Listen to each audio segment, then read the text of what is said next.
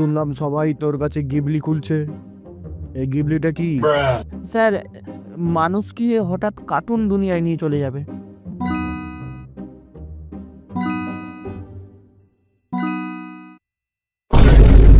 AI, তুই আজকেও ভুল করেছিস?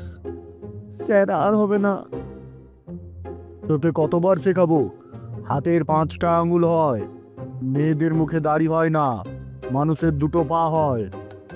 কোথায় তুই 4টে করে দিয়েছিস পা, হাতে 6টা আঙুল করে দিয়েছিস, কোথাও আঙুল নেই, কোনো মেয়ের মুখে দাড়ি করে দিচ্ছিস।